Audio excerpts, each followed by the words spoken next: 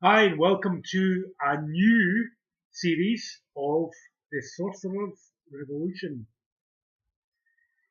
Now, instead of going through the Wheel of Time, the compilation of Carlos Castaneda quotes by Don Juan, I'm going to be discussing another book called Encounters with the Nagual, at least in this series, because I think it's a fascinating read. It contains the core principles of sorcery and it's altogether fascinating stuff. So, part one is called A Romance with Knowledge. The book was written in 2004 by Armando Torres, who met Carlos and had these dialogues with the man himself. So, from A Romance with Knowledge, The Sorcerer's Revolution. Okay, let's get to it. So, starts off the preface, we won't bother with that. We're just going to go through the main points where he introduces himself in the introduction and blah blah blah blah. Get through that. Okay, the Sorcerer's Revolution.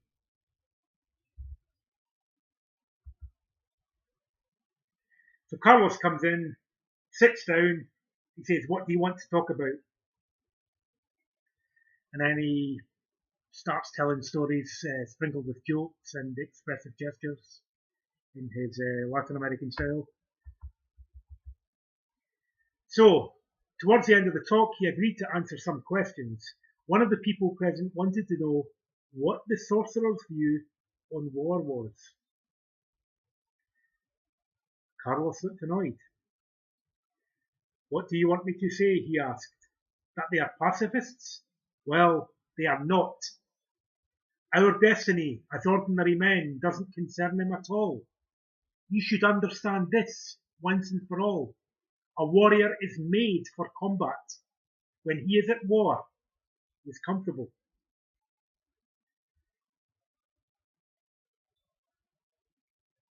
Judging from his reactions, it seemed that the question had touched on a sensitive spot. He took his time explaining that, unlike the petty wars which we as humans constantly involve ourselves in because of social, religious, or economic reasons, the war of sorcerers is not directed against other people, but against their own weaknesses. By the same token, their peace is not the submissive condition to which modern man has been reduced. Rather, it is an imperturbable state of internal silence and discipline. Passivity, he said, is a violation of our nature, because in essence we are all formidable combatants. Every human being is, by right, a soldier who has achieved his place in the world in a battle of life and death. Look at it this way. At least once, as sperms, each one of us fought a battle for life, a unique struggle against millions of other competitors, and we won. And now the battle continues since we are trapped by the forces of the world. One part of us is fighting at any cost. One part of us is fighting to disintegrate and die, while another tries to maintain life and awareness at any cost. There is no peace. A warrior realizes this and uses it to his advantage. His goal continues to be that which inspired the spark of life that created him, access to a new level of awareness. So just to comment on that for a bit, we are conceived as a result of combat, of war, or the result of billions of sperm coming together, and one fertilizes the egg, and that creates a human being. The human being is then transmuted from the womb into the world at large. So that represents a new level of awareness, and from the moment of birth, there is physical, mental, and so on evolution, which takes place in a new level of awareness and has the goal of reaching a new level of awareness yet still. Okay, so there is no peace. A warrior is made for war. But the war is not the stupid petty wars that are fought over land, titles, strategy to gain resources, land and so on. Not those kind of wars for which hundreds of millions of men have died. So Carlos is saying that's stupid, that's foolish, we should rather direct. I mean, we're still at war, but we are changing the strategy of that war. We're changing the opponent. The opponent is not other people. It's our own weaknesses. Okay, so it's our egos, our self-importance. So we'll come on to that in a minute. So he continued by saying that as we become socialized, human beings are tamed just like an animal is domesticated by the power of stimuli and punishments. We have been trained to live and die meekly, he said, following unnatural codes of behaviour, which soften us and make us lose that initial impulse until our spirit is hardly noticeable. We are born as a result of a fight. By denying our basic tendencies, the society we live in eradicates the warring heritage that transforms us into magical beings. Okay, so he added that the only available way to change is to accept ourselves just as we are and work from there. He goes on to say the warrior knows that he lives in a predatorial universe. He can never let his guard down. Wherever he looks, he sees an incessant fight and he knows that it deserves our respect because it is a fight to the death. Okay, so no mistake there. Don Juan was always moving, coming or going, supporting this or rejecting that, provoking tensions or discharging them in a burst, shouting his intent or remaining silent, doing something. He was alive and his life reflected the ebb and flow of the universe. He told me that from the moment when the explosion which gives us origin occurred until the moment of our death, we live within a flow. Those two episodes are unique because they prepare us for the encounter of what lies further ahead and what aligns us with that flow. An incessant battle which only a warrior will attempt. Because of that, he lives in profound harmony with everything. So, unlike normal wars where we destroy buildings, kill people, nuke the landscape and destroy the forest with napalm, poison people with that orange stuff, what do you call it? Anyway, that horrible stuff that causes cancer. Agent Orange, right? None of that poisonous, toxic warfare, which stems from within, because all war starts from within. If I'm in conflict with myself, that conflict will be projected out towards the world at large, towards other people. I will think that it's your problem, right? So I will try to solve that problem by eliminating you. But in this case, the warrior is at war with his own weaknesses while he lives in peace, in harmony with everything else. So there's the difference. So we live within a flow, the ebb and flow of the universe, the Tao, as the Chinese would call it. We aim to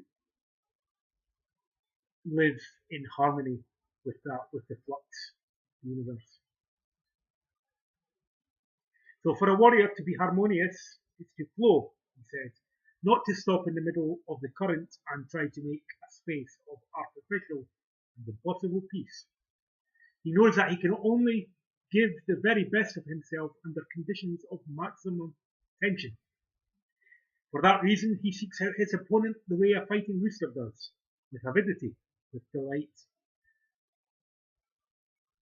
knowing that the next step is decisive. His opponent is not his fellow man, but his own attachments and weaknesses, and his grand challenge is to compress the layers of his energy until they won't expand when his life ceases, so that his awareness does not die. Okay.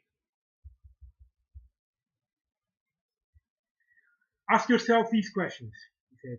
What am I doing with my life? Does it have a purpose? Is it tight enough? A warrior accepts his destiny, whatever it may be. However, he fights to change things, and he makes something exquisite of his passage on earth. He tempers his will in such a way that nothing can deviate him from his purpose. Another of the people present raised his hand and asked how sorcerers are able to reconcile the principle of the warrior's way with their duties to society. This guy just, obviously, he had not dropped out yet and fully committed himself to sorcery, as you might do. So, Carlos answered, sorcerers are free. They don't accept social obligations. So, sorcerers, fundamentally, warriors, are not concerned about society. They're like the Chinese Taoists, the mavericks of the spiritual world. They chose to get out of society, or at least to use it in a way that was manageable and have time for their personal cultivation. In this case, they are magical classes or sorcery practices. Okay. So sorcerers don't accept social obligations. His responsibility is to oneself. Their responsibility is to oneself, not to others. Same for men and women here. In sorcery, it makes very little difference. So the gender, normal gender, stereotypes and arguments don't really apply here. No. So, do you know why you were given the power of perception? He says. Have you discovered what purpose your life serves? Will you cancel your animal destiny? Those are sorcerers' questions. The only ones that can seriously change anything. If you're interested in others, then answer that. A warrior knows that what gives sense to his life is a challenge of death, and death is a personal matter. Although it happens to everyone, in the sorcerer's world, it has personal meaning. It vindicates oneself. It is a challenge for each one of us, and one which only sincere warriors accept. Seen from this point of view, the worries of ordinary people are just expressions of their egomania. Okay. So Carlos insisted that we must not lose track of the fact that the commitment of a warrior is to what he called pure understanding, a state of being that arises from internal silence, and not to the transient attachments of the modality of the era in which he happens to live. He maintained that our social concerns are a description which have been implanted in us. It does not stem from a natural development of our consciousness. Rather, it is a product of the collective mind, of emotional disarray, feelings of fear and guilt, of a desire to lead others or to be led. Okay, let's just unpack that for a little bit, because I want to go through this piece by piece and not at the moment introduce esoteric concepts like, although they're not purely concepts, they are actual realities, like the flyers, but we won't go into that now, because a lot of people who are just getting into sorcery won't have read the active side of infinity, so they won't know what flyers are, and they won't know about the forces that govern perception. So let's not get into that here. So, can you rise above your animal destiny, your biological destiny? Can you change that? Can you transform that? Can you transmute it? Can you channel it? Those are sorcerer's questions. And these are the only things that can be changed. Seriously. And the place of pure understanding is, again, I'm going to be talking about concepts you might not understand yet, called the assemblage point. But let's just say pure understanding is a position of the assemblage point. To those of you who know what the assemblage point is, we'll get into that, and you're welcome to ask any questions. I will talk about the assemblage point later, but pure understanding is place of direct knowing, direct knowledge. I prefer to use the term knowing than knowledge because knowing is a verb, whereas knowledge is a noun. It implies something dead, something past. Knowing is something present. It's happening now. That's what we're doing. We are in the process of attaining understanding, direct understanding. Okay. So anyway, the collective mind creates all of these anxieties, emotions of fear, guilt, disappointment, shame, and all that, and the desire to lead others and be led, to control others and be controlled, and so forth. The ups and downs of our fellow men, what Don Juan in Tales of Power called the tonal of our times. Now, you modern people are all caught up in the tonal of your times. You might not even realise it, but that's all you're doing. You haven't learnt about the Nagual yet, and those of you who have some experience of the Nagual, or perhaps taken power plants or psychedelic drugs, or have experimented with meditation and various mystical and esoteric or spiritual practices like Kundalini yoga and various transformative practices, will be aware of a mysterious dimension that exists within yourself that has nothing to do with the normative social order, which has got nothing to do with meaning as it is understood in your everyday life. It's all tonal. Even your concepts of God, soul, spirit, all that comes from tonal. To experience anything directly without any interference and knowing something directly is to be in contact with the Nagual. So we'll get into explaining these things in greater depth, but you can't do it all in one video. I mean, I've been studying this stuff for 20 years now, so I'm going to go through it gradually, slowly. Okay, so getting back to Carlos. Modern man does not fight his own battles. Instead, he enters into extraneous wars that have nothing to do with the spirit. Naturally, a sorcerer is not moved by this. My teacher used to say that he didn't honour agreements made in his absence.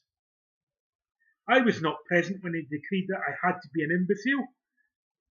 He was born into particularly difficult circumstances, but he had the courage to become something more than just a human reaction to those circumstances.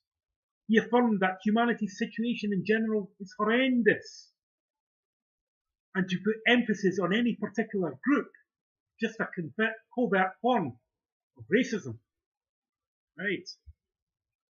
So we want to apprehend the total picture, not just see things in terms of ordinary categories.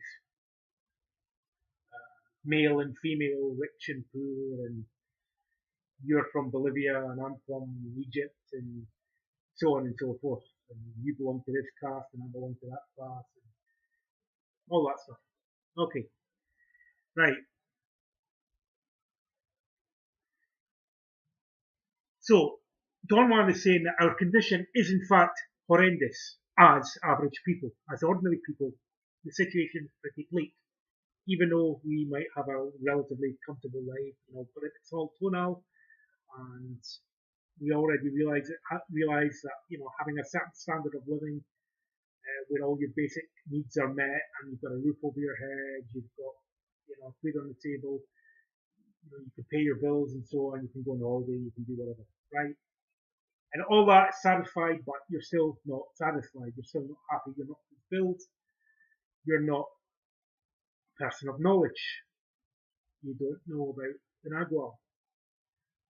wisdom, and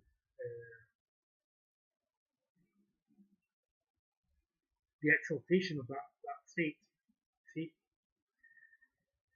But anyway, so you are you are in a situation where you must understand this much. Okay, you must understand that your situation as an average person is dire. It's horrendous. No matter if you are doing financially well, you've got £1 million in the bank, or whatever, your situation is still horrendous because you're going to grow old, you're going to decay, you're going to die. That is horrendous. That is tragic. You must understand that, right? However, there is an option to change all this. You can't change the facts of your death, but you can change the meaning of your life, which changes the meaning of your death, which has a knock-on effect of that. See, so we are in samsara. Make no mistake. This is a realm of suffering, and all our joys, all our pleasures, eventually turn to pains and sorrows, right?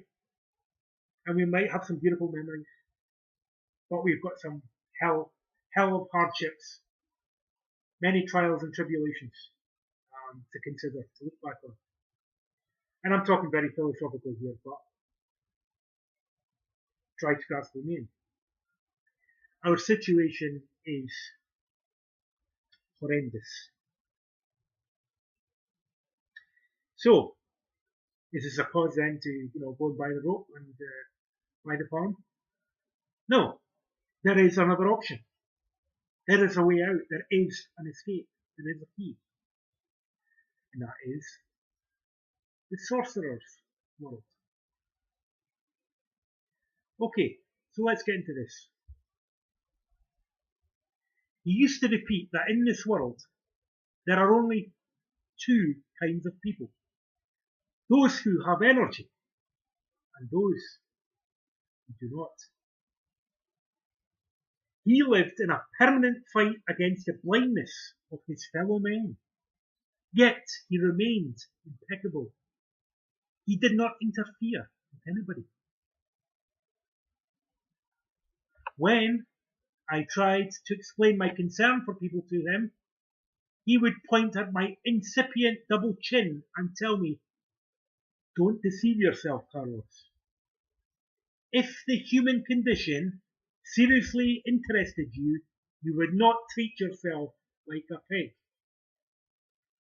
He taught me that to feel pity for others is inappropriate for a warrior, because pity for others always stems from concern for the self. He used to ask me, pointing at people we met on our way, "Perhaps you believe yourself to be better than them." He helped me to understand that the solidarity of sorcerers towards the people around them comes from a supreme command, not from human sentiment. Mercilessly stalking my emotional reactions, he led me by the hand to the source of my preoccupations, and I was able to realize that my concern for people was a fraud. I was trying to escape from myself by transferring my problem to others. He showed me how compassion, in the sense we use the word, is a mental illness, a psychosis that will just make us more and more powerfully entangled in our ego. Wow. This kind of goes against the usual spiritual teachings: Buddhism, Taoism, Christianity.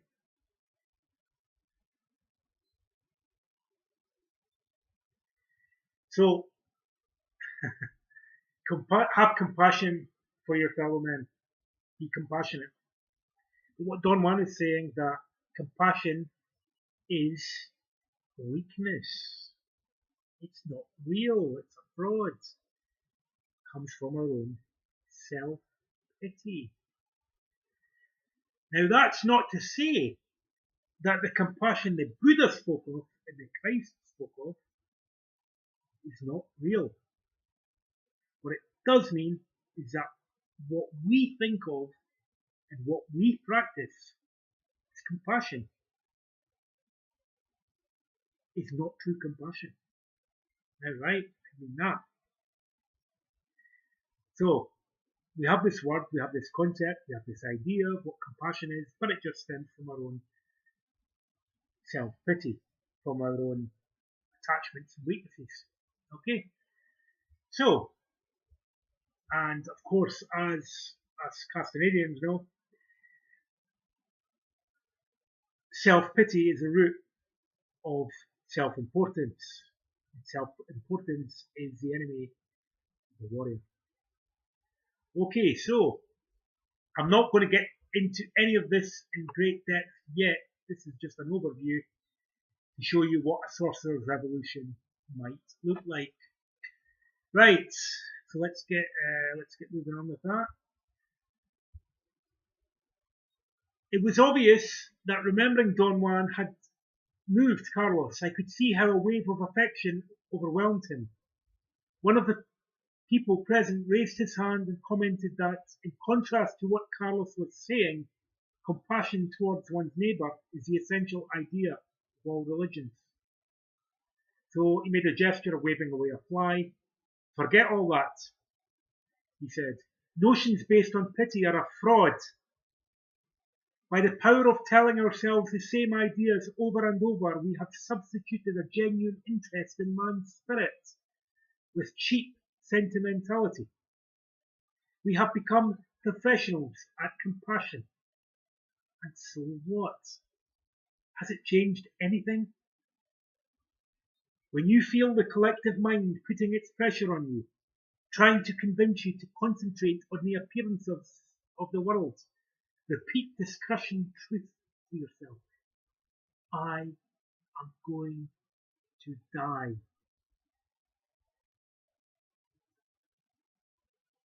I am not important.